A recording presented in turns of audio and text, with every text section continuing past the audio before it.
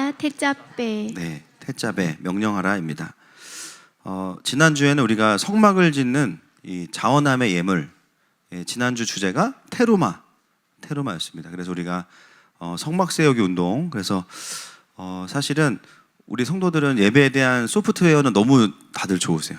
그래서 이제 다만 우리가 좀 예배를 준비해서 잘 드리자, 이런 관점에서 또 예배에 대한 집중력을 높이는 또 시간들을 보내고 있습니다.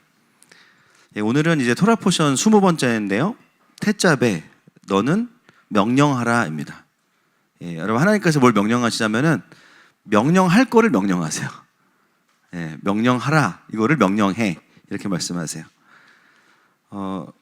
여러분, 하나님 나라의 메신저로 산다는 것은 권면을 하는 걸 넘어서서 사실은 킹덤 메시지이기 때문에, 하나님의 뜻이라면 여러분, 설교의 목표는요, 소통도 중요한데요, 소통이 아닙니다. 그죠? 설교의 목표는 뭐냐면은 선포예요. 프로클레이밍, 선포하다. 여러분, 성경은 우리에게 시작부터 선포해요. 태초에 하나님이 천지를 창조하시니라. 믿지 않아? 그럼 네가 믿지 않는 거지. 이건 사실이야. 우리에게 창조했어, 믿어볼래? 이게 아닙니다. 그냥 딱 선포하고요, 따라올 때면 따라와, 이렇게 가요. 왜냐하면 그게 가능한 이유가 뭐냐면 그것이 하나님의 말씀이기 때문이에요. 여러분, 오늘 하나님께서는 모세에게 뭘 말씀하시냐면 하나님의 명령을 명령으로 하라는 것을 먼저 말씀하고 계십니다. 여러분, 우리가 때로는 그럴 때가 있어요. 저도 그럴 때가 있는데, 하나님께서 분명하게 말씀하신 것도 그대로 상대방에게 전달하지 못할 때가 있어요. 하나님 분명히 말씀하셨는데, 그죠? 막상 그 사람에게 그게 생명인데도 불구하고 그 권면을 하기가 어려워. 그런 때가 있죠. 물론 반대로 하나님께서 때로는 성경에서 예를 들면 권면에 해당하는 부분도 있지만, 그러나 그거를 또 명령으로 해도 문제가 돼요. 꼭 그래야만 해도 문제가 되지만, 그런데 오늘 우리가 집중할 건 뭐냐면 여러 가지 중에서 명령하신 것을 우리가 명령하지 않는 것에 대해서 먼저 좀 봐야겠죠. 여러분, 하나님이 명령하시는 것은 비본질적인 게 아니면 짜장이냐 짬뽕이냐 이런 게 아니에요. 그죠? 하나님께서 명령하신 것은 뭐냐면은 거의 다 그게 뭐냐면 생명의 문제입니다. 그래서 그거는 타협의 여지가 없는 것들이에요. 예를 들면은 선악과 먹으면 어떻게 돼요? 너희가 정령? 그죠? 배탈날이라 그럼 먹을 수 있지. 근데 죽으리라. 그러면 먹으면 안 되죠. 근데 그거를 사단과 하와가 어떻게 바꾸냐면은 처음에는 정말 죽는다고 하셨어? 그러니까 하와가 어떻게 해요? 그 명령을 권면으로 죽을까 하노라. 그러니까 죽지 않아, 이렇게 바뀌죠. 사람들이 반드시 하나님께 연결되기 위해서 따라야 하는 것임에도 불구하고 선택을 하게 만들어버리는 것 자체도 미혹의 한 부분일 수 있습니다. 결국은 그 권면으로 인해서 어떻게 되냐면은 반드시 따라야 되고 다른 옵션이 없음에도 불구하고 하나님 앞에서 그 부분이 정렬돼야 됨에도 불구하고 선택을 하는 일이 생겨버리면요, 내가 싫으면 안 해버리는 일이 생겨요. 그러면 어떻게 되냐? 나의 삶을 향한 하나님의 의도와 뜻이 왜곡되고 결핍이 되고 딜레이가 되어집니다. 어떻게 되는 거냐면 하나님의 통치가 나에게 풀어지지 않게 돼요. 적어도 이 성막을 짓는 과정에서 하나님의 음성은 권면이 아니고요, 선택이 아니고요, 반드시 이렇게 해라입니다. 왜냐하면 성막을 짓는 문제는 어떤 문제냐면 하나님의 임재의 문제고 생명의 문제이기 때문이에요. 이 성막에 주님이 이제 임재하실 거고 통치하실 때에만 생명이 있기 때문에 그 하나하나의 과정은 하나님의 방법과 뜻대로 되어야만 거기에 이제 의미가 회복이 되는 것이죠. 그래서 제가 늘 말씀드리지만 어떤 말씀이 나에게 딱 주어질 때 우리가 싸워야 되는 내 안에 메시지가 있어요. 싸워야 되는 내 안에 꼭 그래야 됩니까? 이런 거죠. 그런 부분 대부분 하나님이 꼭 그래야 된다라고 말씀하실 거예요. 왜냐하면 그 중요한 부분에서 영적인 반응감이 올라오거든. 꼭 예배 전에 와야 돼요. 그죠? 여러분, 모르고 늦게 올 수도 있죠. 일이 바빠서 늦게 올 수도 있죠. 여러분, 그게 너는 무조건 다 이게 아니잖아요. 사실은 이 의도가 뭡니까? 우리가 할 수만 있으면은 준비하자, 이런 거죠. 꼭 그래야 됩니까? 너는 꼭 그래야 될 거야. 예를 들면 뭔가에 있어서, 내 삶에 있어서 하나님 꼭 그래야만 해요? 라는 부분에 있어서 하나님 그런 부분 더 분명히 말씀하시죠.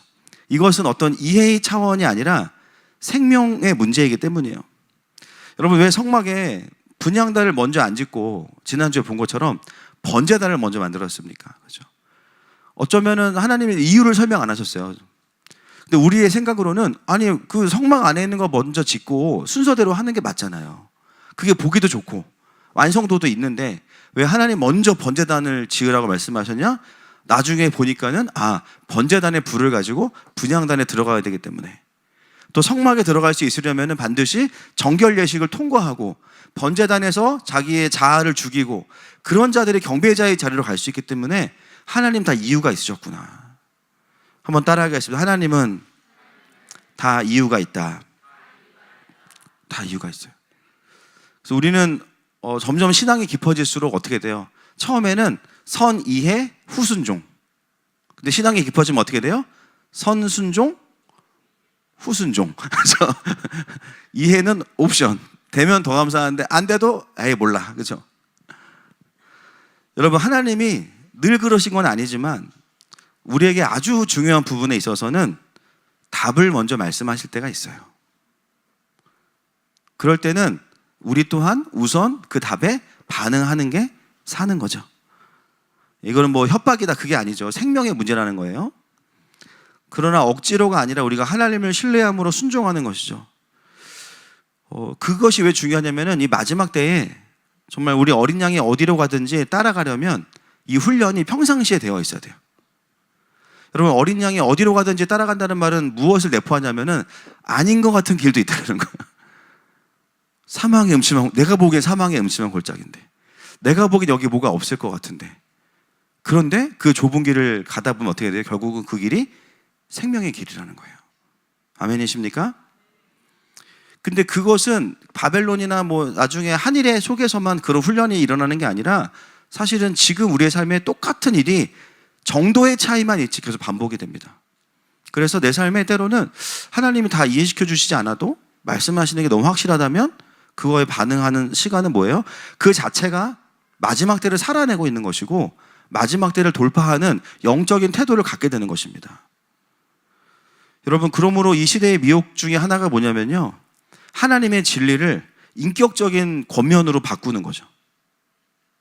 이럴 수도 있고 저럴 수도 있다. 근데 심지어 진리의 문제마저도 다 선택의 문제로 바꿔요. 사실 이거는 이럴 수도 있고 저럴 수도 있고의 문제가 아니라 킹덤이냐 안티 킹덤이냐는요, 결국 삶과 죽음의 문제고 생명과 사망의 문제거든요. 전에 제가 하는 어떤 신학교 교수님 설교를 들은 적이 있습니다. 그분은 굉장히 유명한 교수님이시고 공부를 많이 하신 분인데 본문 설교를 하면서 어떻게 설교하셨냐면 한 본문을 읽고 그 본문에 대한 보통 5, 6가지의 견해를 다 설명해 주세요. 이런 견해가 있습니다. 이런 견해가 있습니다. 이런 견해가 있습니다. 쫙 해주시고 그리고 결론은 안 내리세요. 그 다음 본문, 그 다음 본문. 그럼 이제 설교를 듣고 나면 성도들이 더 헷갈리는 거예요. 그럼 어쩌라는 거야. 근데 그 견해들은 약간 다른 견해가 아니고 완전히 다른 견해들 있잖아요. 완전히 다른 해석들을 그냥 쫙 얘기해 주시면서 제가 물어봤어요.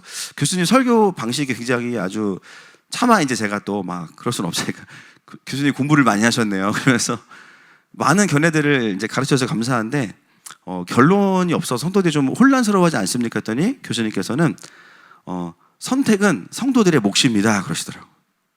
네. 자신은 책임이 없다 이렇게 말씀하시는 거예요. 그 어떤 말씀도 확신해서는 안 된다. 네. 여러분 어떻게 생각하세요? 디모데후서 3장 14절 말씀을 한번 읽어볼까요? 14절부터 17절까지 한번 읽어보겠습니다. 시작.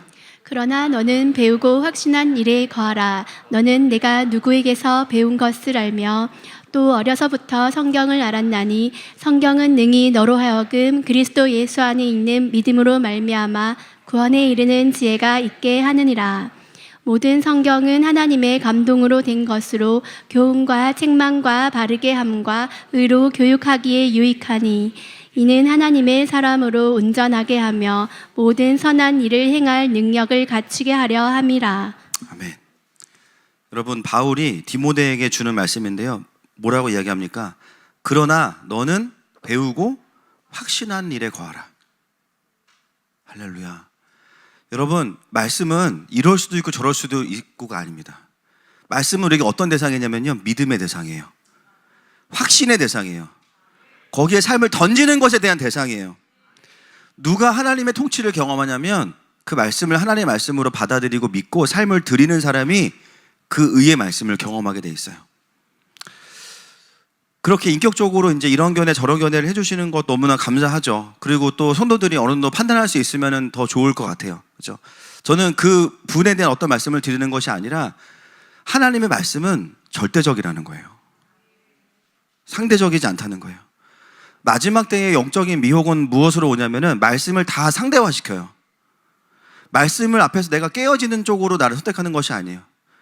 여러분, 이게 얼마나 심각하냐면 교회를 다니다가 말씀이 내 생각과 안 맞으면 그 말씀을 하나님이 이 교회를 통해서 나에게 주시는 말씀으로 받아야 되는데 말씀을 상대화시켜버려. 그냥 이건 이 교회만 얘기하는 거니까 이렇게 얘기하지 않는 교회를 가면 되지. 결국은 그 내용 자체가 하나님의 말씀에 근거한 것이라면 이 교회 저 교회의 문제가 아니라는 거예요. 맞습니까? 결국 그 말씀 앞에 내가 어떻게 정렬되어지고 하나님의 말씀 앞에 내가 어떻게 반응해야 될 것이냐의 문제지, 스피커를 바꾸고 메신저를 바꾸고 교회와 교단을 바꾼다고 해서 하나님의 말씀을 지울 수는 없는 것이죠. 여러분, 이 말씀이 우리에게 능력이 되려면 배우고 확신한 일에 거해야 됩니다. 그러면 어떻게 되는가? 이는 하나님의 사람으로 온전하게 하고 모든 선한 일을 행할 능력을 갖추게 하려 함이라. 결국 마지막 때의 미혹 중에 하나가 뭐냐면 말씀을 상대화시킴으로 인해서 우리가 온전하지 못하게 하고 하나님의 일을 행할 수 없도록 만드는 것, 그것이 말씀을 상대화시키는 사단의 전략입니다. 여러분, 그것이 비본질이라면 우리는 선택할 수 있겠죠. 그러나 그것이 분명한 하나님의 메시지와 그 메시지가 타겟팅하고 있는 것에 대한 말씀이라면 우리는 어떻게 해요? 그 말씀 앞에 반응하고 정렬돼야 됩니다. 할렐루야. 여러분, 그래야만 마지막 때에 하나님 나라의 진정한 의미에서의 리더십이 일어나게 됐어요. 여러분, 하나님의 말씀을 배우십시오. 확신한 일에 거하십시오. 다니엘처럼 뜻을 정하는 자에게 하나님의 도우심이 있습니다. 여러분, 다니엘은요, 원망으로 따지면요, 정말 삶 전체가 원망이에요. 어려서 부모님을 잃고 나라가 망하고 자기는 자녀를 낳을 수 없게 되고 언제 이스라엘이 회복될지도 모르고 혈혈 단신으로 바벨론의 포로로 잡혀갔음에도 불구하고 그가 원망의 삶을 살지 않았던 것은 단 한 가지입니다. 하나님 앞에 뜻을 정했기 때문이에요.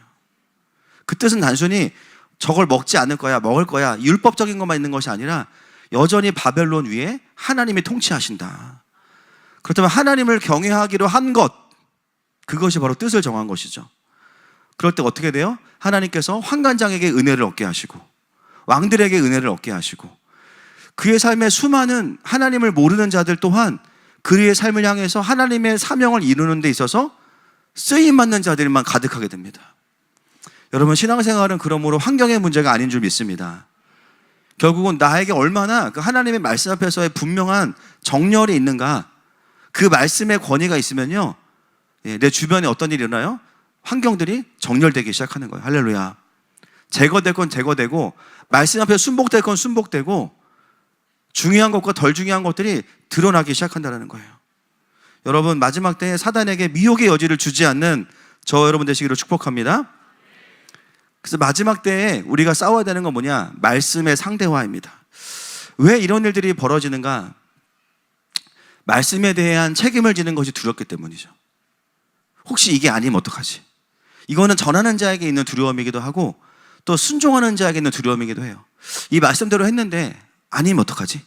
늘 이런 두려움이 있어요. 그죠? 여러분, 그런데 이거는 이제 저도 마찬가지죠. 하나님의 음성 듣는 삶을 이제 살기 시작할 때 가졌던 마음이 뭐냐면, 나는 최대한 하나님께 순복하고 듣자. 근데 잘못 들을 수도 있지만 또 잘못 순종할 수도 있죠. 그게 범죄가 아닌 이상. 그러면 그것 또한 하나님이 책임지실 겁니다. 할렐루야. 결국 그 두려움이 뭐예요? 결국 그 두려움마저도 그 책임을 내가 질 거에 대한 두려움이 있기 때문이에요. 근데 때로는 우리가 100% 잘 듣지 못하거든요. 실수할 수도 있거든요. 그래, 그마저도 하나님의 주권 앞에 올려드려야 됩니다. 그래서 온전한 사랑이 두려움을 내쫓습니다. 할렐루야. 내가 잘못 들어서 잘못 순종할 수도 있지만 주님이 또 알게 해주시겠지. 지금 하나님 뜻이 분명하면 순종해보자. 그럴 때 어떻게 돼요? 배우고 확신한 일에 거하게 돼요. 때로 그 일이 성공이 안 될 수도 있지만 그 과정을 통해서 내가 뭘 배우냐면은 순종을 배우는 거예요. 여러분, 우리가 준비된다는 거는요, 세상에서 유명해지고 영적인 관종이 되기 위해서 우리가 준비되는 것이 아닙니다. 예. 무엇이 준비되는 거예요? 하나님께서 무슨 말씀을 하시는지 간에 순종할 준비가 되는 것이 준비되는 겁니다. 할렐루야. 그래서 우리 안에 이제 사라져야 되는 메시지가 뭐냐면은, 말씀이 꼭 그거예요? 이런 건 사라져야 돼요. 예, 물론 아닐 수도 있죠. 근데 오늘 만약에 주어지는 말씀, 나의 삶에 요즘 풀어지는 말씀이 그 부분이라면 하나님 그 부분 나에게 원하시는 거예요. 그러면 상대화시키려는 내 안에 영적인 어떤 이 반발감들을 좀 내려놓고 그 말씀 그냥 따라가면 됩니다. 아멘이십니까? 예, 그래서 우리가 정말 말씀을 판단하거나 상대화하게 되면요, 말씀을 경험하지 못하고 의의 말씀을 먹지 못하면 성장하지 못하게 돼서 계속 그 자리에 머물 수 있다는 것을 알고 있어야겠습니다. 여러분, 마지막 때에 정말 말씀의 확신함 가운데 거하셔서 말씀이 능력이 되고 통치의 열매로 드러나는 인생이 되시기를 축복합니다. 저희가 이제 27장에서 보게 되는 토라 포션은 제사장에게 세 가지의 이제 사역을 말씀하시는데요. 보면은 이제 등불, 그 다음에 제사장의 의복, 그 다음에 분향단, 이 세 가지에 대해서 이제 어떻게 지어야 될지를 말씀하세요. 첫 번째가 이제 끊이지 않는 등불인데요. 20절과 21절 보겠습니다. 27장 시작. 너는 또 이스라엘 자손에게 명령하여 갈람으로 짠 순수한 기름을 등불을 위하여 내게로 가져오게 하고 끊이지 않게 등불을 켜되 아론과 그의 아들들로 회막안 증거계 앞 휘장 밖에서 저녁부터 아침까지 항상 여호와 앞에 그 등불을 보살피게 하라. 이는 이스라엘 자손이 대대로 지킬 규례이니라. 네, 이 기름과 등불에 대해서 우리가 이제 함께 좀 살펴볼 것은, 오늘은 이 중에서 그 감람나무 열매로 짠 이 감람유, 우리가 이걸 뭐라고 불러요? 다른 말로 또? 맞아요, 올리브유. 네, 올리브유. 제가 얼마 전에 누가 올리브유를 좀 먹었어요. 그게 당뇨에 그렇게 좋다 그래가지고 먹었는데, 일단 감람유는 다 좋은 것 같아요, 어디에든지. 이 감람유를 이제 좀 저희가 이해를 해야 되는데요. 이때 이제 그 등잔 메노라에 쓰는 기름이 감람나무에서 첫 열매로 짠 첫 몇 방울의 기름입니다. 그래서 일단 첫 열매라는 개념은 구별된다라는 의미가 있고요. 그 다음에 이 감람유의 특징이 뭐냐면, 왜 여러 가지 이제 기름이 있을 텐데 감람유를 쓰라고 하셨냐면, 감람유는 뭐 다른 식물성 기름, 우리가 아는 다른 기름 뭐 있어요? 식물성 기름, 뭐 콩기름, 뭐 들기름, 뭐 이런 거 있죠. 참기름, 그죠? 그런 거에 비해서 연소할 때, 그 불이 붙었을 때 끓음이 없어요. 끓음이 없고, 만약에 끓음이 많으면 일단은 오래 타지 못한대요, 불이. 그리고 밝지 않대요. 그리고 성막 안에는요, 뭐가 없냐면 창문이 없어요. 근데 그 안에서 끓음이 난다 그러면 어떻게, 제사장들은 거의 이제 지식사 할 수밖에 없죠. 그리고 예를 들면 뭐 참기름 쓴다 그러면 어떻게 해요? 배고파서 못 들어가요, 거기서. 그 진설병을 비벼 먹고 싶지, 이게 참기름, 들기름 더 안 되죠. 그러니까 주님도 아시는 거예요, 다. 그러니까 성막이 이제 다른 향기로 가득하면은 여러 가지 이제 애로사항이 생기기 때문에 하나님께서 명령하신 길은 뭐냐면은 감람나무에서 나오는 감람유로만 가능하다는 거죠. 근데 여러분, 이 감람유를 이제 우리가 좀 봐야 되는데요. 이 감람유는 그러면 누가 만들어 와야 되는 건가라는 거예요. 자, 20절 다시 한번 보시면요. 띄워만 주세요. 좀 자세히 보면, 너는 또 이스라엘 자손에게 명령해서, 이게 명령이에요. 뭘 명령하냐? 감나무로 짠 순수한 기름을 등불을 위하여 네 개가 누구죠? 제사장 아론, 모세, 그죠? 가져오게 하고 그랬어요. 그러면은 감람유는 누가 만들어 오는 겁니까? 그렇죠, 이스라엘 백성들이 만들어 와야 돼요. 근데 여기 보면은 이 감나무로 짜다라는 이 짜다라는 단어가 뭐냐면요, 완전히 짓이겨서 순도 100%를 만들어 오라 얘기합니다. 좀 대충 해서 만들어 오는 게 아니라 완전히 짓이겨서 그냥 아주 피어한 기름 있죠, 그것만 만들어 오라는 거예요. 그리고 그 기름의 준비를 백성들에게 직접 하나님은 맡기셨어요. 결국 기름은 어디서 뭐 마트에서 사올 수 있는 게 아니라 엄청난 수고와 헌신과 노력이 들어가야 됩니다. 그리고 처음부터 구별되는 게, 첫 열매를 구별하는 게 필요해요. 여러분, 하나님은 이 성막을 만들면서 또 성막을 유지하는 과정에서 얼마든지 하나님의 일하심과 천사들을 동원해서 이 시스템을 다 유지하실 수 있거든요. 그냥 충분히 가능해요. 성막도 그냥 하나님이 만드신 게 제일 완벽해요, 사실. 사역도 하나님이 제일 잘하세요. 그런데 하나님이 선택하신 방법은 하늘에서 성막에 내려오는 게 아니라 부족한 하나님의 백성들이 그걸 준비하게 하시는 거예요. 여러분, 우리가 가보원금을 놓고 기도하고 있습니다. 여러분, 하나님이 1600만 원이 없으시겠어요? 할렐루야. 그죠? 왜 이런 과정이 필요합니까? 액수가 중요한 것이 아니라, 그죠? 그 과정에 온 성도들이 함께 마음을 모으는 게 중요하기 때문이에요. 그래서 감람나무 열매에서 불필요한 것들은 다 짓이겨서 사라져야만 뭐가 나오냐면은 진짜 이제 우리가 결론 알지만 성령의 불을 밝힐 수 있는 그 기름이 거기서 나온다는 거예요.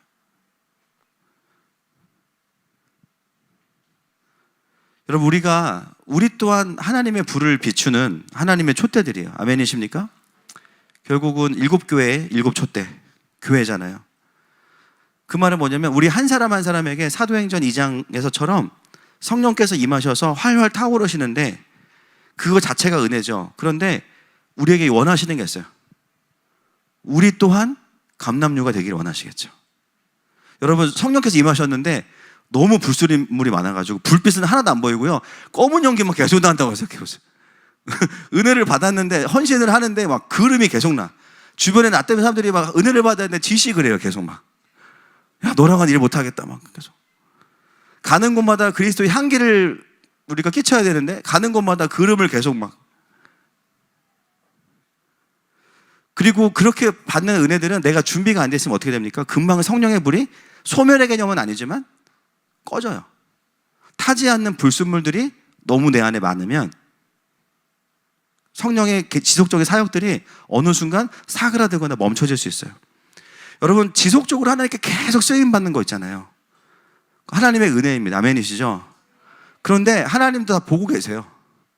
어디에서 불을 계속 피우실지. 촛대를 괜히 옮기시는 게 아니에요. 그 사람에게 영적인 은사와 능력이 그냥 사그라드는 이유가 그냥이 아니에요. 왜요? 뭘 잘못 관리한 거예요? 기름을 잘못 관리한 거죠. 타지 않는 불순물들이 너무나 많은 거예요.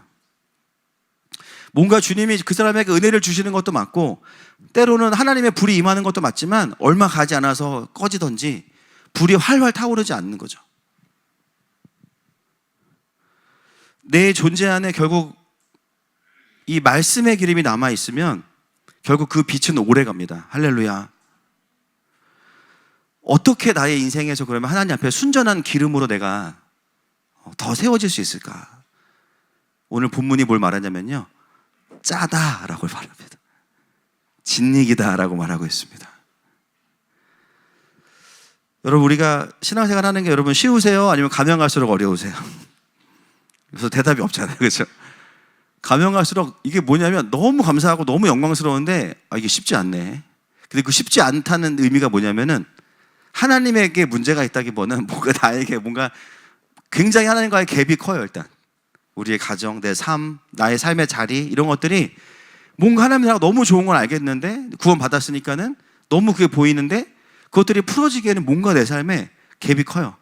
자아도 살아있고 여전히 나는 상처로 반응하고, 또 세상의 욕심이 여전히 가득하고, 또 하나님 나라에 대한 오해들도 많고, 결국은 우리가 하나님 앞에서 계속 24시간 켜있는 등불이 되려면, 그죠? 여러분, 그 성막 안에 메노라가요 24시간 켜있죠. 예. 그리고 그 불을 이제 이 기름을 갈 때는 7개를 동시에 다 안 꺼요. 하나 남겨놔요. 나머지를 갈고 나서 나머지 하나를 갑니다. 그러니까 뭐냐면 계속 불이 켜 있어야 돼요. 어떻게 그렇게 계속 불이 밝고 순전하게 켜일 수 있었냐면 기름 때문이거든요. 결국 우리의 삶도, 물론 우리가 이제 마지막 때에 이기는 자와 또 영원한 생하늘과 새 땅으로 가겠지만, 지금 우리의 관심은 이제 구원이 아니잖아요. 아멘이시죠? 더 이상 우리는 구원 못 받을 걸 두려워하지 않아요. 그죠?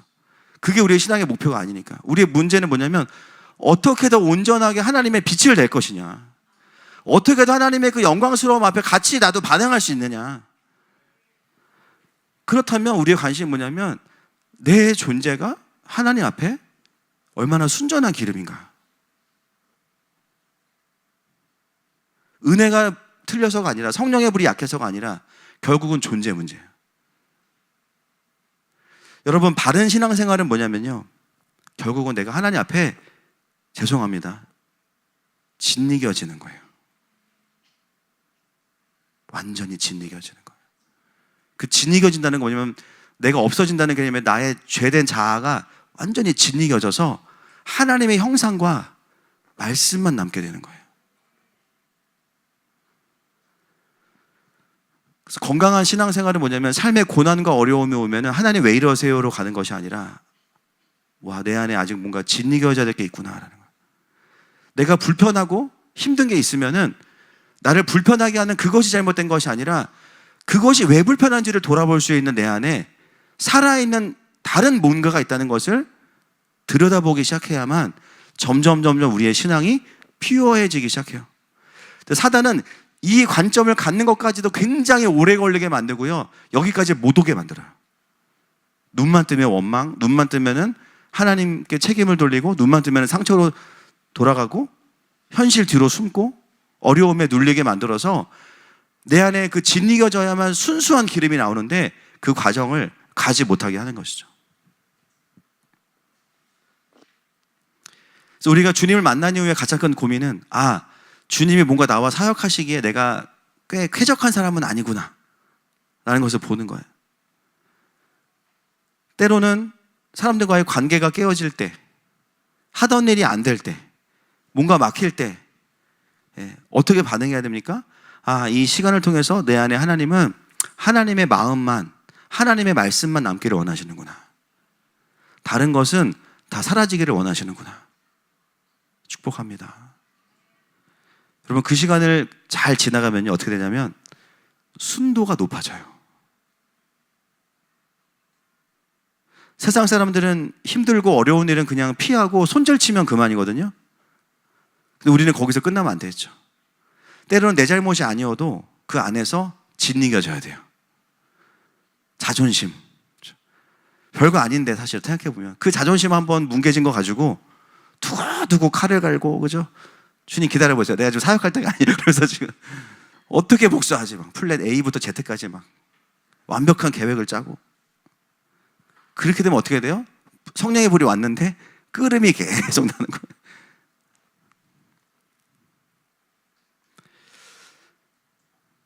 여러분, 우리가 하나님 앞에서 정말 고난이 다 있지만 그 고난을 정말 이렇게 지나갈 수 있기를 축복합니다. 그러면 힘든 게 중요한 게 아니라 보람이 있어요. 와, 내가 이거를 하나님 앞에서 그대로 받아들이고 정직하게 지나갔더니 내 안에 하나님 이렇게 하나님의 말씀을 남기셨구나. 그 지점까지 오게 됩니다. 여러분, 지난주에 나눈 것처럼 이 등잔 때의 이 모습은 마지막 때 보면 어떤 모습이냐면 스가랴 4장 11절부터 14절 다시 한번 읽어볼게요. 시작. 내가 그에게 물어 이르되 등잔대 좌우의 두 감람나무는 무슨 뜻이니까 하고 다시 그에게 물어 이르되 금 기름을 흘리는 두 금관 옆에 있는 이 감람나무 두 가지는 무슨 뜻이니까 하니 그가 내게 대답하여 이르되 내가 이것이 무엇인지 알지 못하느냐 하는지라. 내가 대답하되 내 주여 알지 못하나이다 하니 이르되 이는 기름 부음 받은 자 둘이니 온 세상의 주 앞에 서 있는 자니라 하더라.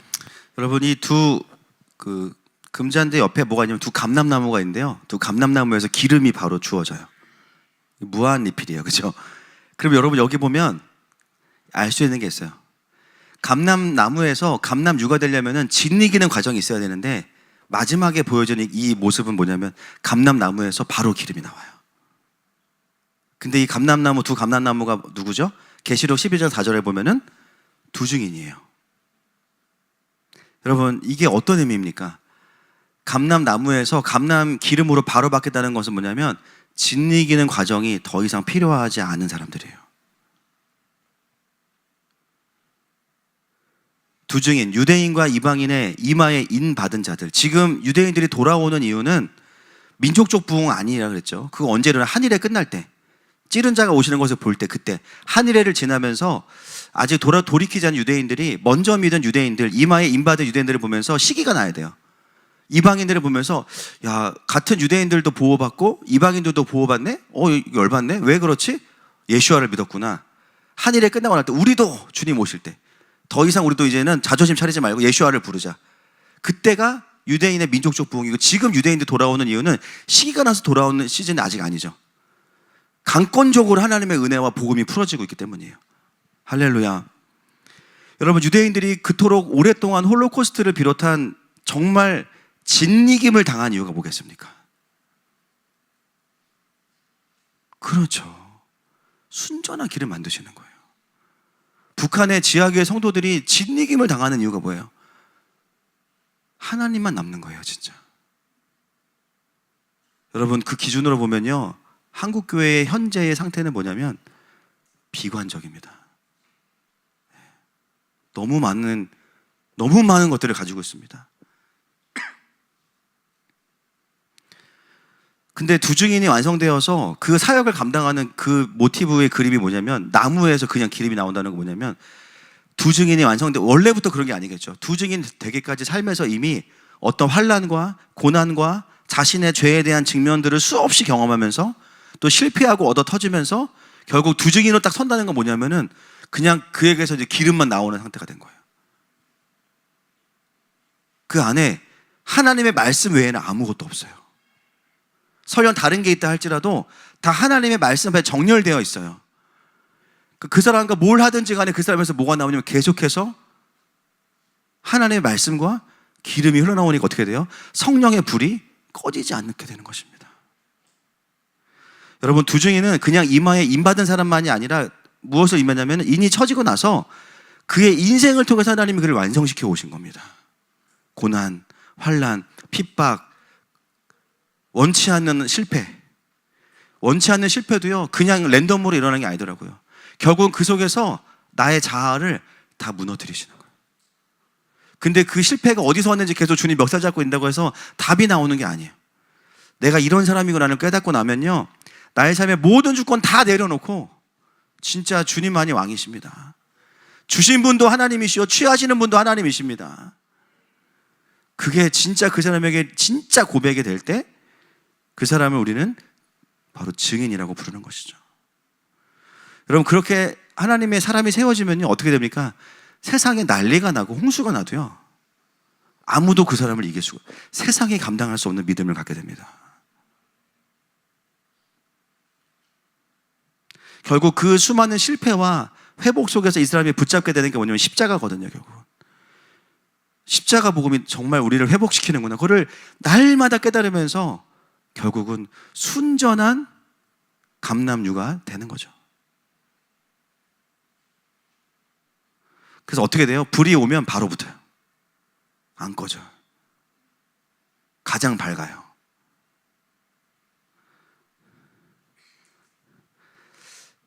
여러분, 이 마지막 때의 플리복음 안에 반드시 들어가야 되는 메시지가 뭐냐면 이 고난에 대한 해석이거든요. 여러분, 왜 제가 플리복을 말하냐면 이 해석이 풀어지지 않으면 많은 자들이 고난에 묶입니다. 그냥 너 힘들었지, 거기서 그냥 끝난다니까요. 그걸 통해서 그럼에도 불구하고 하나님께서 하신 일을 보고 그걸 붙잡고 올라와야 되는데, 결국은 이 부분이 풀어지지 않으면 온전한 기름으로 갈 수가 없는 거예요. 여러분, 이 마지막 때의 메시지 가운데 그래서 환난을 이긴 자들에 대한 이 메시지가 되게 중요해요. 계시록 7장 14절 말씀 보겠습니다. 시작. 내가 말하기를 내 주여 당신이 아시나이다 하니 그가 나에게 이르되 이는 큰 환난에서 나오는 자들인데 어린 양의 피에 그 옷을 씻어 희게 하였느니라. 아멘. 이 말씀은 한일에 환난기를 다 지나고 나서 나온 자들에 대한 말씀이에요. 물론 두 증인 그 이후의 이야기지만 원리는 똑같아요. 결국은 이 환난을 다 이기고 나온 자들이 결국은 뭐냐면 그 옷을 씻어 희게 하였느니라 그랬어요.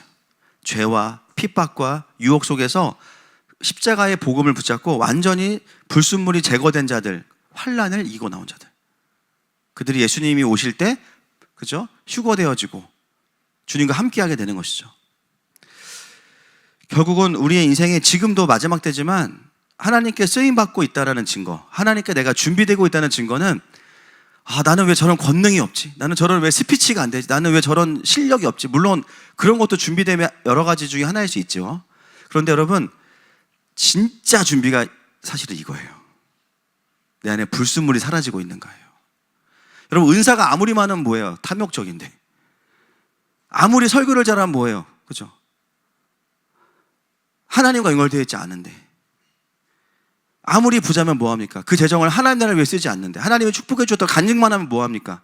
하나님에서 드리지 않는데, 결국은 뭐냐면 더 중요한 은사와 능력의 문제 이전에 얼마나 내 존재가 하나님 앞에 연결되어져 있고 순전해져 있는가가 훨씬 더 중요한 거죠. 근데 그게 지금 되어지고 있다는 건 뭐냐면은 여러 가지 직면과 미혹, 환란을 통해서, 연단을 통해서 내가 계속 불순물이 제거되고 있는가라는 겁니다. 그 과정은 힘듭니까? 엄청 힘듭니까? 겁나게 힘듭니다. 억소리 납니다. 그죠? 때로는 내가 하지 않은 것도 용서를 구해야 되고, 때로는, 그죠? 나를 들여다보는 일이 결코 쉬운 일이 아니에요. 그래서 킹덤 처치를 세운다는 것 안에는 어떤 개념이 있냐면, 열방을 정렬시키고 막 이것도 다 있지만, 한 영혼을 그렇게 증인으로 세울 수 있느냐의 문제가 있어요. 또. 결국은. 큰 교회냐 작은 교회냐도 사실은 본질이 아니고, 한 영혼을 그렇게 증인으로 세울 수 있는, 내면을 들여다볼 수 있는 교회이냐, 이게 정말 중요한 정체성 중에 하나인 거죠. 베드로전서 4장 12절과 13절 말씀을 보겠습니다. 시작. 사랑하는 자들아, 너희를 연단하려고 오는 불시험을 이상한 일 당하는 것 같이 이상히 여기지 말고 오히려 너희가 그리스도의 고난에 참여하는 것으로 즐거워하라. 이는 그의 영광을 나타내실 때에 너희로 즐거워하고 기뻐하게 하려 함이라. 아멘. 여러분, 이게 바로 불시험이라는 겁니다. 불시험.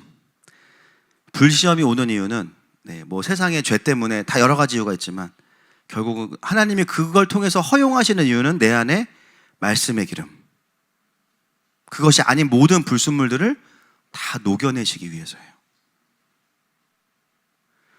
그리스도로 인해서, 풀리복음으로 인해서 내가 받게 되는 모든 고난은 우리를 순전한 기름을 가진 자로 만들어가는 것이죠.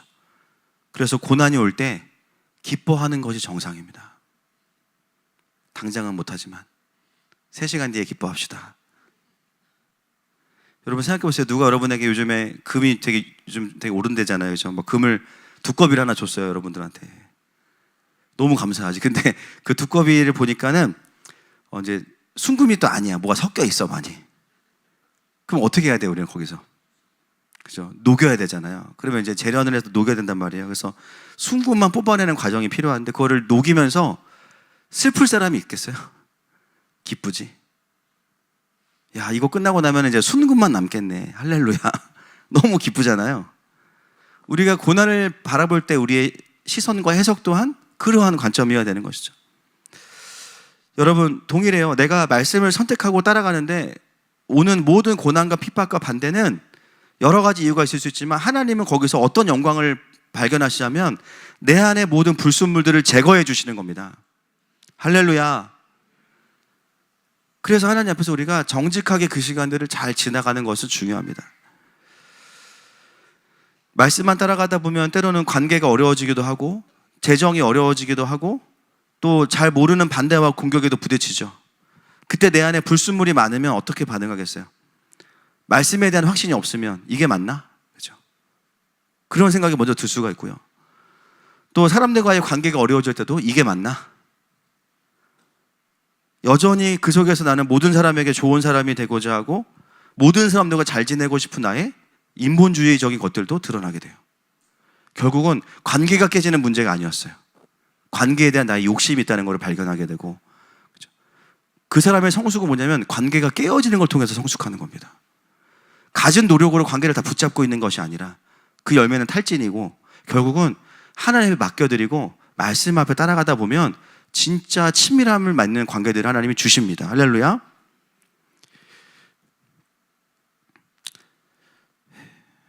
그래서 때로는 말씀 앞에서 우리가 뒤로 물러가거나 방어하는 것이 아니라, 그래도 상관없어. 때로는 이런 일이 벌어져도 저런 일이 있어도, 때로는 내가 원하는 축복을 주시지 않아도 나는 이 말씀을 따라갈 거야. 그게 말씀으로 인한 부차적인 축복이 아니라 말씀의 기름을 소유하게 되는 자들의 특징이에요. 너 그렇게 하나님 섬겨가지고 뭐가 잘 됐니? 잘 되지 않아도 괜찮은데 그냥 순종한 게 감사한 건데. 그렇게 물어보는 사람들에게는 어떤 눈이 없냐면요, 그 말씀의 기름이 쌓이고 있는 그 게이지는 보이지 않는 사람들이에요.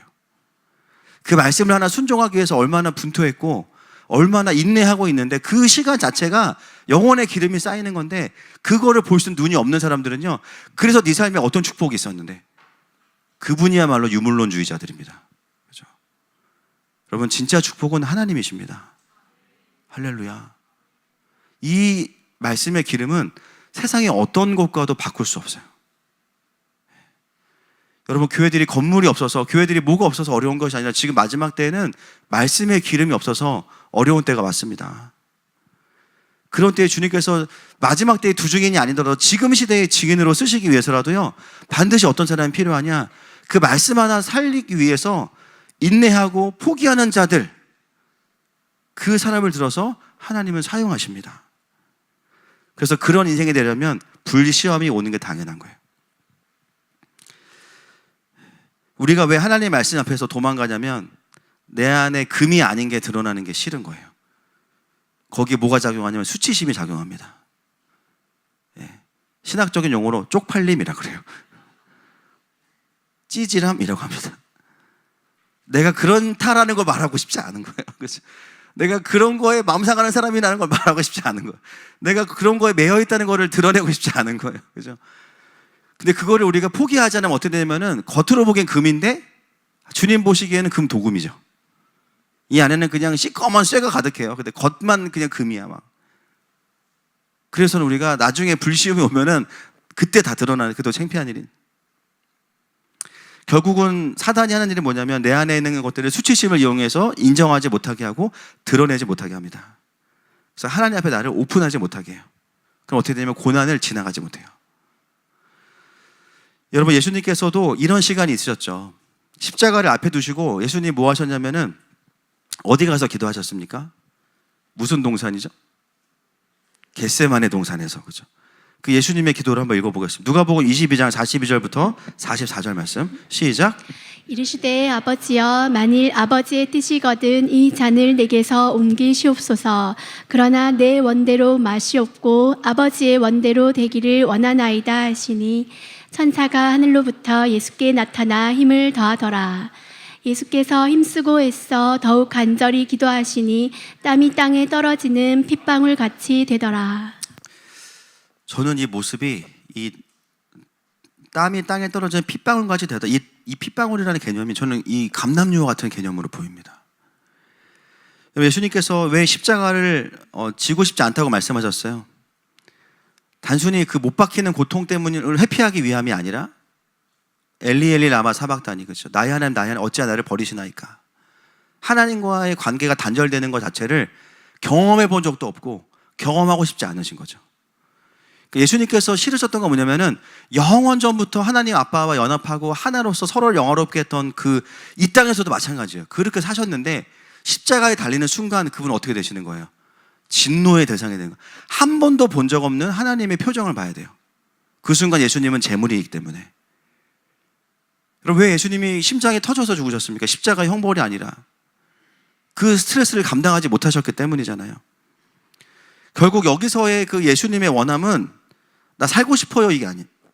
나 아버지와의 관계가 끊어지는 것을 감당할 수 없어요. 제발 그것만 지나가게 해주세요. 신학적으로는 안 맞지만 성경이 그걸 기록했기 때문에 제가 말하시는 건 뭐냐면 예수님도 십자가를 지시기 위해서 예수님 안에 제거돼야 되는, 그렇죠? 말로 신학적으로 안 맞아요. 제거돼야 되는 불순물이 한 가지가 있으셨던 거예요. 그게 뭐냐? 하나님의 아들됨을 포기하는 거예요. 단 한 번 끊어진 적 없는 그 영원한 아버지와의 관계가 끊어지는 것.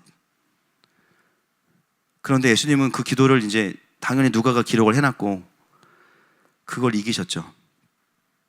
그리고 순전한 제물이 되셨습니다. 여러분, 겟세마네의 뜻이 뭔지 아십니까?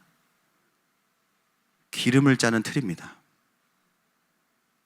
겟세마네의 뜻이 기름을 짜는 틀이에요. 예수님이 마지막에 하나님 앞에서 돌파해야 되는 게 뭐냐면 바로 그 부분이었던 거죠. 결국 순전한 기름으로 예수님이 십자가에 달리신 겁니다. 여러분, 우리는 어떤 악한 마음과 싸우는 게 아니에요. 하나님 나라에 합당하지 않은 마음과 싸우는 거지. 이거를 구분을 못하면요, 하나님이 나를 거절하신다고 생각해요. 자꾸 내가 틀렸다고 말씀하시는데 그게 아니에요. 하나님 나라에 합당하지 않은 마음이니까 내려놓으라는 거예요. 그 마음으로 하나님을 섬길 수 없기 때문에 아니라고 말씀을 드리는 거예요.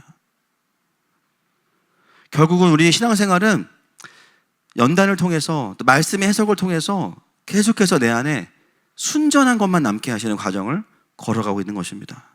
왜요? 마지막 때의 두 증인으로 우리를 부르셨기 때문입니다. 고난이 클 수도 있고 견디지 못하는 고난이 올 수도 있는데 그만큼 내 안에 순전한 기름을 방해하는 많은 것들이 있다는 것을 우리는 반대로 이해할 수가 있는 것이죠. 여러분, 우리가 멋있는 금초대가 될 수도 있고 많은 장비가 될 수도 있지만 결국은 뭐냐면 기름이 없으면 망하는 겁니다. 내일부터 또 속사람 학교를 합니다. 네. 한 10명 오면 성공이다. 30 몇 명 왔어요. 단순히 치료받는 시간이 아니에요. 이 분리복음이 풀어지고 그래서 매번 똑같은 것 같지만 매번 똑같지 않습니다. 더 분리복음이 더 풀어져요. 그러면서 위로를 넘어서 진짜 돌파가 뭐냐. 관계 문제가 해결된 게 돌파가 아니라 그 속에서 내 안에 남아있는 기름을 보는 거예요. 하나님이 하신 일을 보는 거예요. 그러면 진짜 주님의 높고 위대하심을 찬양하게 돼 있어요. 여러분, 여기 계신 분들 중에도 삶의 많은, 그죠? 겟세마네를 경험하신 분들이 계십니다. 뭐 감남기름, 들기름, 참기름 다 계세요. 여기 보니까 제가 뭐 카놀라유 다 있어요. 근데 그 각자의 삶은 다르지만 그 시간을 통해서 우리가 고백하는 건 뭐냐면 주님밖에 없다는 거예요. 그냥 불시험을 통과한 자들이 할 수 있는 고백입니다. 사단은 자꾸 내 안에 불순물들을 나와 동일시시킴으로 인해서 내가 그걸 버리지 못하게 합니다. 나는 부정한 사람이고 나는 어두운 사람이라고 거짓말을 합니다, 나한테. 그래서 우리가 어떤 일이 있냐면 이미 그 시간을 지나왔고 십자가의 볼을 다 끊었어요. 근데 그 이전으로 또 돌아가 있어. 여러분, 이미 하나님 우리를 뭘로 보시냐면 그 시간을 지나왔기 때문에 순전한 감람류로 보세요. 할렐루야. 그러니까 결국은 나를 과거의 십자가 이전의 사건으로 자꾸 돌려보내는 건 뭐냐면은 하나님을 순전하게 만드신 감람류를 내가 거기다가 흙탕물을 계속 뿌리고 있는 거예요. 그러면서 은혜가 떨어지면 주님 나 버리신 거 아닌가? 이게 뭐예요? 스스로가 스스로 속이고 있는 걸 반복하고 있어요. 여러분, 오늘 만약에 그런 마음과 삶의 루틴이 있다면 오늘 이 자리가 성령의 용광로가 되시기를 선포합니다. 방법은 내가 결단하는 게 아니에요. 그렇다고. 뭐냐면 센 불 안으로 들어가야 됩니다. 계속. 중국 요리의 핵심은 센 불이라고 그러셨어. 누가 불이 얼마나 세냐가 보는 게 결정하는데. 그러니까 내가 또 그랬구나 이 얘기를 들으면 또 정죄해. 내가 또 그랬지. 이게 아니라 그래서 내가 강력한 성령의 불 안으로 들어가는 수밖에 없다. 그게 아예 생각이 안 날 정도로 계속 강력한 불 안에서 계속 태워버려야 돼요. 할렐루야. 그럴 때 순전한 기름이 계속 남게 됩니다. 여러분, 오늘 이 자리가 또 이 시즌에 우리의 신앙의 자리가 정말 그 성령의 용광로를 경험하는 자리 되시기를 축복합니다. 와. 감담류 했는데 22분. 네. 이거를 제사장 의복을 하나만, 어차피 이제 통독을 하실 거니까 제사장 의복을 중요한 거 하나만 하겠습니다. 자, 28장 1절부터 3절까지 시작. 너는 이스라엘 자손 중 내 형 아론과 그의 아들들 곧 아론과 아론의 아들들 나답과 아비후와 엘르아살과 이다말을 그와 함께 내게로 나오게 하여 나를 섬기는 제사장 직분을 행하게 하되 내 형 아론을 위하여 거룩한 옷을 지어 영화롭고 아름답게 할지니 너는 물은 마음에 지혜 있는 모든 자 곧 내가 지혜로운 영으로 채운 자들에게 말하여 아론의 옷을 지어 그를 거룩하게 하여 내게 제사장 직분을 행하게 하라. 두 번째 명령은 뭐냐면 제사장의 거룩한 옷을 지어 입히라는 것입니다. 제사장들은 자기가 좋아하는 옷이나 편한 옷을 가지고 성막에 들어가지 않았고요. 하나님께서 명령하신 옷을 입었어요. 너는 꼭 이 옷을, 이거 유니폼이 있어요. 그렇죠? 여러분, 성경에서 옷은 무엇을 의미하냐면 요셉도 그랬지만 그 사람의 정체성이에요. 경찰복 입은 사람의 정체성은 경찰, 의사 가운을 입은 사람의 정체성은 의사, 환자복을 입은 사람의 정체성은 환자. 그렇죠? 그 옷은 그 사람의 정체성이에요. 즉 하나님은 제사장들이 하나님을 섬길 때에도 반드시 자연인이 아니라 제사장의 정체성으로 섬길 것에 대해서 말씀하시면서 의복 하나하나마다 다 말씀하세요. 다 의미가 있다는 거죠. 첫 번째는 뭐냐면 6절부터 14절에 보면은 에봇을 제작하라고 말씀하시는데 12절 말씀을 읽어볼게요. 28장 12절 시작. 그 두 보석을 에봇의 두 어깨바지에 붙여 이스라엘 아들들의 기념 보석을 삼되 아론이 여호와 앞에서 그들의 이름을 그 두 어깨에 메어서 기념이 되게 할지며. 자, 이 에봇은 이제 위에 입는 것인데 이 어깨에 이제 두 어깨바지에 붙이라 그랬어요. 에봇의 두 어깨바지에 붙여서 뭘 붙이냐? 두 보석을. 그 보석의 의미는 뭐냐면 이스라엘 아들들을 기념하는 보석을 어깨에 붙이라 그랬어요. 근데 여러분이 어깨가 의미하는 건 뭐냐면 이사야서 9장 6절입니다. 시작. 이는 한 아기가 우리에게 낳고 한 아들을 우리에게 주신 바 되었는데 그의 어깨에는 정사를 메었고 그의 이름은 기묘자라 모사라 전능하신 하나님이라 영존하시는 아버지라 평강의 왕이라 할 것임이라. 어깨에 맨다는 것은 뭐냐면 책임을 말합니다. 책임. 그러니까 이 제사장들은 하나님께 나아갈 때요 개인으로 나가는 게 아니라 어떤 책임을 가지고 가는 거예요? 이스라엘의 아들들의 이름이 새겨져 있다는 것은 이스라엘 전체에 대한 영적인 책임감을 가지고 가는 거예요. 그래서 제사장이 중보자 역할을 감당하는 거고 제사장의 완성은 목사가 아니고요 예수 그리스도이십니다. 할렐루야. 하나님과 우리 사이 유일한 중보자는 예수님밖에 없어요. 결국 예수님의 어깨에 이스라엘의 이름이 있는 거죠. 제사장으로 선다는 것은 그래서 개인의 구원이 아니라 백성들 전체를 중보하고 하나님과 연결시키는 자가 되는 거고요. 이스라엘과 그 이름들을 양 어깨에 메고 보좌 앞에 나아가는 거예요. 결국 이걸 누가 완성하셨냐? 예수님께서 십자가에서 구원을 이루셔서 이스라엘과 열방이 구원할 수 있는 길을 열어주셨습니다. 그리고 이제는 그 다음에 적용이 우리에게 오는 거죠.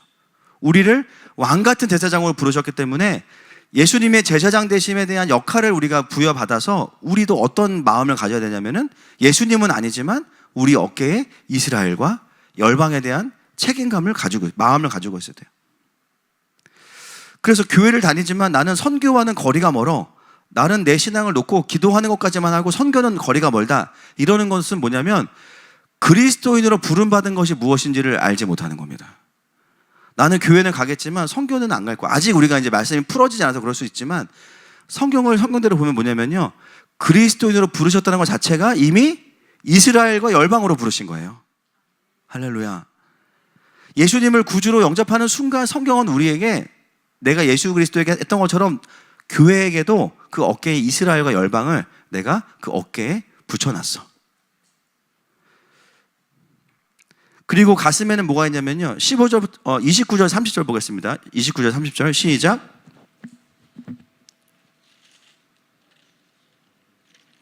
(28장 29절) 네. 아론이 성소에 들어갈 때에는 이스라엘 아들들의 이름을 기록한 이 판결 흉패를 가슴에 붙여 여호와 앞에 영원한 기념을 삼을 것이니라. 너는 우림과 둠밈을 판결 흉패 안에 넣어 아론이 여호와 앞에 들어갈 때에 그의 가슴에 붙이게 하라. 아론은 여호와 앞에서 이스라엘 자손의 흉패를 항상 그의 가슴에 붙일지니라. 보면은 가슴에도 뭐가 있냐면요. 또 이스라엘의 보석이 쫙 있어요. 근데 이 이제 어깨에 붙이는 의미와 가슴에 붙이는 의미가 다르죠. 여기는 뭐냐면 판결 흉패인데 여기 보면은 우림과 둠밈을 판결 흉패 안에 넣어 그랬어요. 그러니까 심장과 가까운 쪽에 우림과 둠밈이 있는데 우림과 둠밈이 뭐냐 찾아보면 안 나옵니다. 뭔지 몰라요. 정확히는. 그렇지만 우림과 둠밈의 뜻이 있어요. 우림은 뭐냐면 빛들, 둠밈은 완전함을 의미해요. 그러니까 제사장의 심장에 뭐가 있냐면 빛과 완전함이 있는데 그 빛과 완전함으로 12개의 12지파에 해당하는 보석을 비추고 있어요. 우림과 둠밈이. 여러분 이게 뭘 의미하냐면 하나님께서 이스라엘을 판단하시고 열방을 판단하실 때 그들의 행위대로 판단하시는 게 아니라 빛을 비추신다는 거예요. 그리고 하나님의 완전하심을 비추신다는 거예요. 여러분 그게 무엇이냐면 예수 그리스도이십니다. 그냥 그들의 행위대로 심판할 것 같으면 제사장은 필요가 없습니다. 그냥 심판하면 돼요. 제사장을 세우신 이유가 뭐냐면 내가 너희를 살릴 거야 이거죠. 내가 너희의 죄를 해결할 거야. 내가 너희를 구원할 거야. 그래서 여러분 이 레위기와 토라를 해석할 때는요, 하나님의 완전한 공의와 구원을 정확히 이해해야만 풀 수 있는 겁니다. 어떤 분들이 구약은 무섭다 그래요. 여러분, 구약은 무서운 책이 아니고요, 구원의 책입니다. 하나님 아버지의 사랑의 책이에요. 이스라엘의 행함으로는 심판을 받을 수밖에 없지만 우림과 둠임, 예수 그리스도를 통해서 이들을 구원하시기 원하시는 빛과 하나님의 완전하심이 비춰지는 겁니다. 여러분, 마지막 때 우리가 해야 되는 사역이 뭐냐면 우림과 둠임의 사역이에요. 그래서 어떻게 우리가 이 빛과 완전함을 이스라엘을 향해서 비출 수 있겠습니까? 킹덤의 플리복음을 선포하는 것밖에 없어요. 예수 그리스도의 빛 되심을 선포하는 것밖에 없습니다. 그래서 그들의 부르심이 무엇이고 어떻게 그들이 다시 예수와에게 나올 수 있는지에 대해서 누가 선포해야 되겠습니까? 하나님께서 준비시키신 두 증인과 이방인의 교회들이 그것들을 도와주는 사역을 해야 되는 것이죠. 결국 이 12개의 기초 보석은 나중에 어떻게 완성이 되냐면 요한계시록 21장 19절 20절 보겠습니다. 시작. 그 성의 성곽의 기초석은 각색 부석으로 꾸몄는데 첫째 기초석은 벽옥이요, 둘째는 남부석이요, 셋째는 옥수요, 넷째는 녹보석이요, 다섯째는 홍마노요, 여섯째는 홍보석이요, 일곱째는 황옥이요, 여덟째는 녹옥이요, 아홉째는 다막옥이요, 열째는 비치옥이요, 열한째는 청옥이요, 열두째는 자수정이라. 이게 바로 12지파의 보석이 그 성의 기초석이 되는 거예요. 그리고 장자가 완성된다는 건 뭐냐면은 우리도 함께 완성되는 것입니다. 할렐루야. 결국 지금 이 시즌에 교회들이 해야 되는 것은 뭐냐? 우림과 둠밈의 사역을 해야 돼요. 이스라엘을 향해서, 그리고 열방을 향해서 이 복음을 외치는 사역들을 지금 해야 됩니다. 시간이 없는데요, 쭉 넘어가면 나머지는 보시면 되는데요, 29장 1절부터 46절에 보면은 이제 마지막에 거룩한 위임식이 나와요. 제사장은 이런 옷을 입고 이런 준비를 해야 되고, 그 얘기가 끝나고 나면은 이제 마지막 위임식이 43절부터 46절입니다. 시작. 내가 거기서 이스라엘 자손을 만나리니 내 영광으로 말미암아 회막이 거룩하게 될지라. 내가 그 회막과 제단을 거룩하게 하며 아론과 그의 아들들도 거룩하게 하여 내게 제사장 직분을 행하게 하며 내가 이스라엘 자손 중에 거하여 그들의 하나님이 되리니 그들은 내가 그들의 하나님 여호와로서 그들 중에 거하려고 그들을 애굽 땅에서 인도하여 낸 줄을 알리라. 나는 그들의 하나님 여호와니라. 아멘. 제사장들을 위임하여서 이제 세워지면 내가 임할 것이다, 이렇게 말해요. 그렇죠? 그리고 나면 30장에 그 다음에 분향단이 나옵니다. 그러니까 분향단이 왜 나중에 나오냐면은 제사장을 먼저 완성하고 그 다음에 분향단에서 경배를 말씀하시는 거죠. 이 위임이라는 것은 지금 우리로 따지면 뭐 임파테이션으로 볼 수도 있고 하나님의 어떤 위임으로 볼 수 있지만, 이건 단순히 어떤 은사와 능력이 임하는 걸 넘어서서 모든 하나님의 기름 부으심은 무엇을 목표로 하냐면은 하나님의 임재와 영광의 회복을 목표로 하는 것입니다. 할렐루야. 그래서 그분의 권능이 부어질 때, 그분이 임재하실 때 제사장들이 세워지고, 제사장이 세워지는 거냐면 예배가 세워지는 거예요. 경배가. 그러면은 금향단의 기도가 채워지면, 이것이 이제 채워지면은 쏟아지죠. 그러면 심판과 구원으로 드러나요. 이게 하나님 나라의 통치의 시스템이죠. 여러분, 그래서 경배의 기도는 그냥 아무나 하는 것이 아닙니다. 제사장의 정체성을 알고 그 부르심을 아는 자들, 그리고 그 권위가 위임된 자들, 그들을 통해서 하나님께서 이 땅에서 보여주시는 가장 높은 통치 행위, 그게 바로 이 토라의 말씀이에요. 여러분, 저희가 빌드업 성남을 계속 하면서 시작한 지 얼마 안 됐는데 굉장히 많은 분들이 관심을 여기저기서 보여주고 계십니다. 일단은 이런 컨셉의 모임 자체가 없었으니까 이건 정치적인 모임인데 예배 모임이네, 이렇게 되는 거예요. 볼수록 더 예배 모임이네, 이렇게 되는 거예요. 뭐지?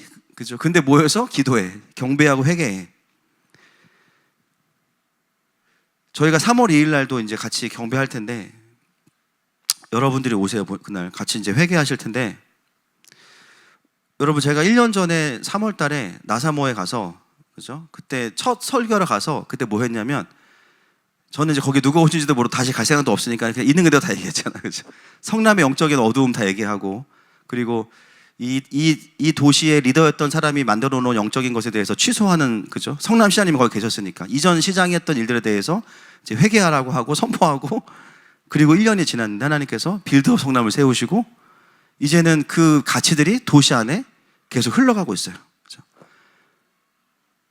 우리가 큰 교회도 아니고 제가 뭐 엄청난 정치인도 아닌데 그게 왜 사람들에게 동의가 되고 흘러가고 있을까요? 그게 하나님의 말씀으로 여겨지기 때문이에요.